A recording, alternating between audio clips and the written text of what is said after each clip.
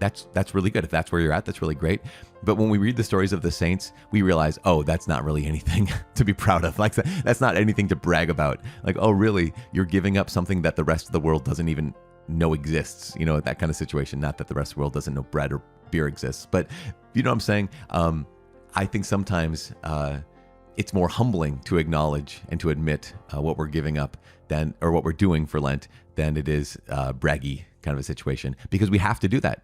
Jesus says, when you give alms, when you pray, when you fast. Last couple things.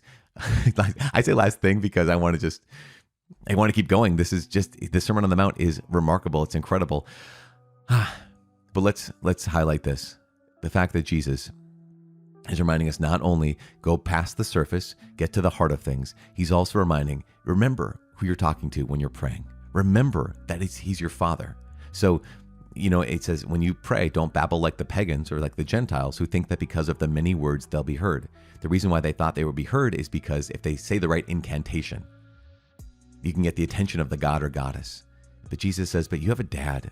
You have a dad in heaven. And what happens is if you just call upon his name, you realize that he's already attentive to you. If you call upon his name, you realize he's already looking at you. If you call upon his name, you don't have to fight for his attention. You already have his attention. In fact, one of the things that Jesus reveals is that the Father is constantly fighting for our attention.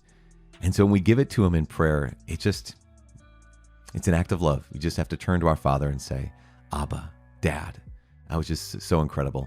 Lastly, Jesus says, not everyone who says to me, Lord, Lord, shall enter the kingdom of heaven, but only the one who does the will of my Father in heaven.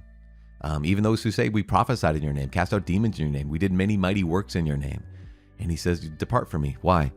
Because you might have done some incredible things, but did you do my Father's will?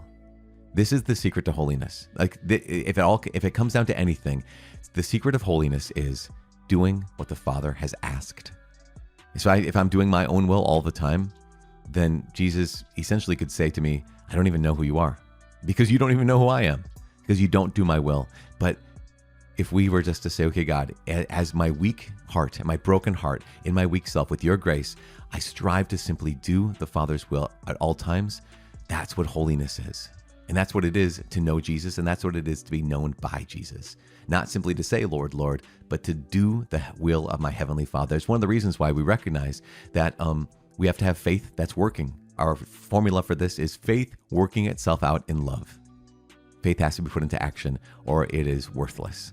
And so today, this day, just to say, okay, Father, how can I live in your will? Father, today, how can I do your will? Because I want to know you and know your will. And I want you to know me and know my heart. Gosh, you guys, I'm praying for you. Please pray for me. This is what a gift that we get to walk through Matthew together. My name is Father Mike. I cannot wait to see you tomorrow. God bless.